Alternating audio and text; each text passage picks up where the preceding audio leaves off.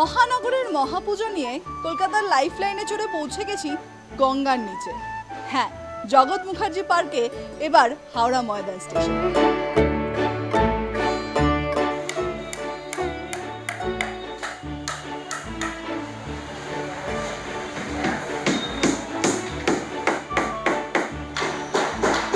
Down Bongaon local পর্ব 2।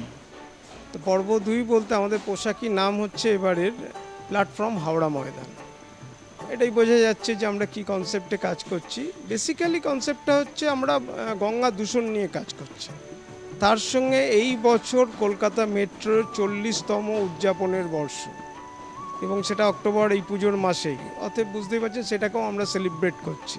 আমরা গঙ্গার নিচে দিয়ে একটি চলমান মেট্রো করে হাওড়া ময়দান প্ল্যাটফর্মে নিয়ে এসে গঙ্গা দর্শন করা।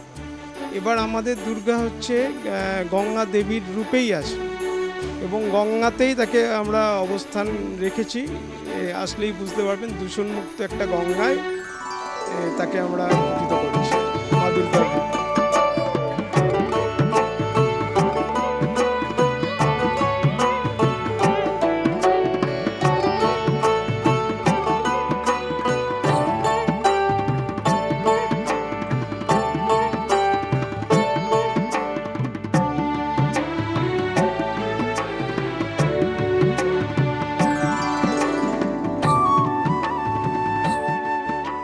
গঙ্গা দেবীর রূপেই তো রাখছি মা দুর্গাকে, তা গঙ্গার বাহন হিসাবে আমরা কুমিরটাকেই দেখি। দুর্গার যে সমস্ত সন্তানরা আছে তারা নৌকাতেই আছে, আর অসুরকে আমরা রেখেছি এখানে দূষিত পদার্থ হিসাবে। অর্থাৎ ওই প্লাস্টিক এই সমস্ত দিয়েই আমরা অসুরটাকে ক্রিয়েট করছি, যেটাকে হচ্ছে ওই কুমিরের মুখেই রাখা থাকবে, যেটাকে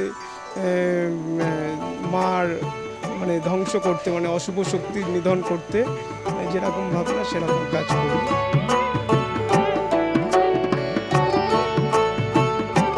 1984 থেকে 2024, 40 বছরে গঙ্গার নিচ দিয়ে ছুটছে মেট্রো।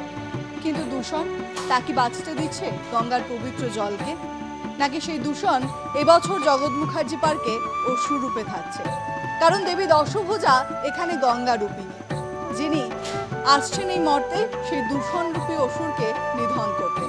ঠিক যেন হাওড়া ময়দান স্টেশন, সেখানে এসে দেবীকে এক অন্য রূপে দেখতে পাবে দর্শকরা। এবছর জগৎ মুখার্জি পার্কের সেই চমক একেবারে অন্যরকম একটি মাত্রা রাখবে দুর্গাপুজোর আমেজে। ক্যামেরায় বিশ্বজিৎ বেরার সঙ্গে শাশ্বতী রায়, কলকাতা।